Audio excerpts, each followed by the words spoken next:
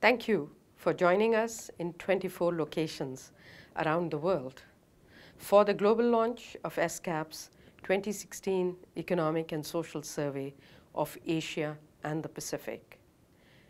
2016 is a year for reflection on how the Asia-Pacific region will position itself for implementation of the 2030 Agenda for Sustainable Development. Sustained and resilient economic growth, backed by balanced economic, social, and environmental development, is a prerequisite for successful implementation. A number of developments, including the economic slowdown, trends in inequality and productivity, a rising middle class, and risks of financial volatility, together pose major challenges to the region's prospects.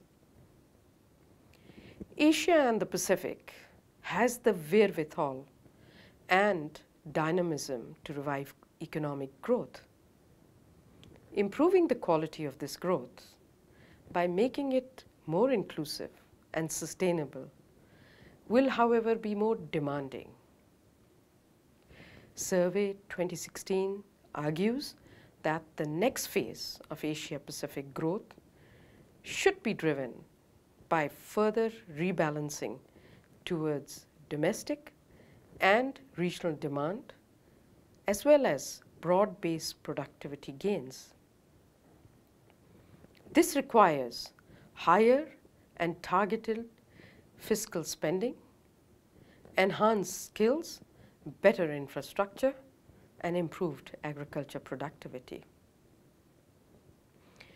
This issue of the survey also reveals that growth in total factor productivity has slowed considerably in recent years, as suggested by a sharper decline in output than can be explained by changes in employment and investment.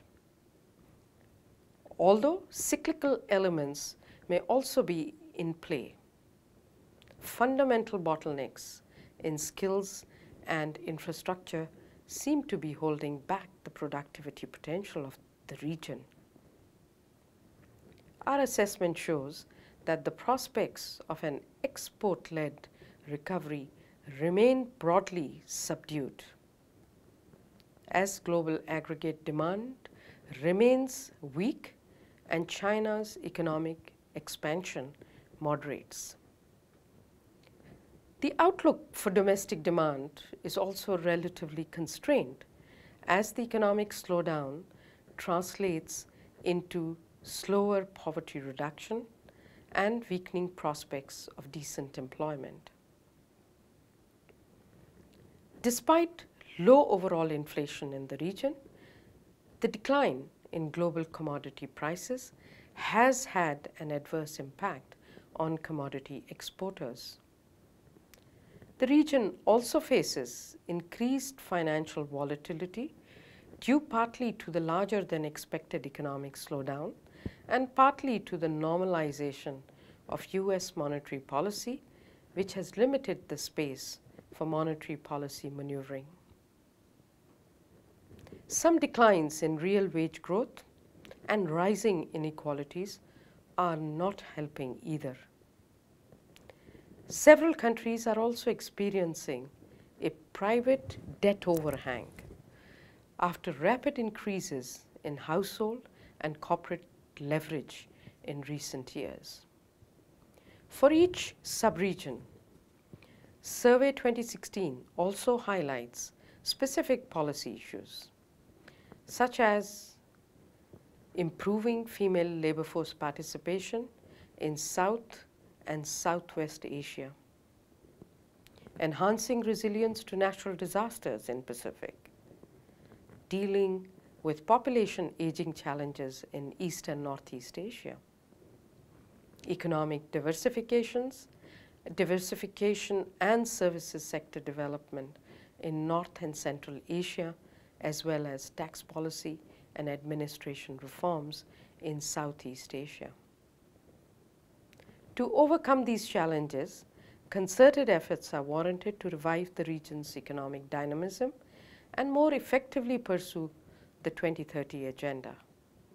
Such interventions, particularly through fiscal measures, could support not only domestic demand, but also strengthen the foundations for productivity-led growth, while fostering real demand through social safety nets and wage increases.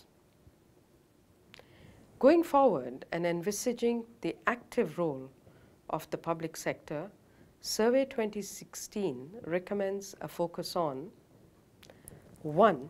A combination of policy measures to enhance labor quality, including knowledge skills and health of the workforce, innovation through trade investment and R&Ds, infrastructure in transport, energy, and ICT, access to finance, especially for SMEs, and supportive social protection measures.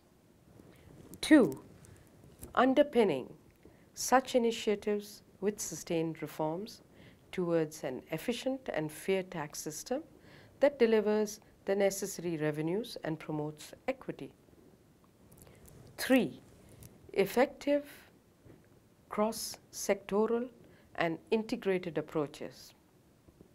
Efforts to boost agriculture productivity, for instance, should be supported by rural industrialization and improved urban-rural linkages. We should also strive to foster a virtuous cycle in which improved skills boost labor productivity, and this in turn translates into higher wages. 4. Regional economic cooperation and integration, including in the areas of infrastructure development, energy, and ICT connectivity, as well as capital markets. These are important avenues to boost domestic and regional demand. As the center of global economic gravity moves eastward, with the region's rising middle class and rapid urbanization, it is time for a fresh look at development strategies. We should think not just about growth per se, but also about the quality of growth. The 2030 Agenda provides a good framework for moving in this direction. ESCAP's Economic and Social Survey 2016 will, we believe, stimulate policy debates among all stakeholders and contribute to inclusive, robust, and sustainable development across the countries of Asia and the Pacific. I thank you.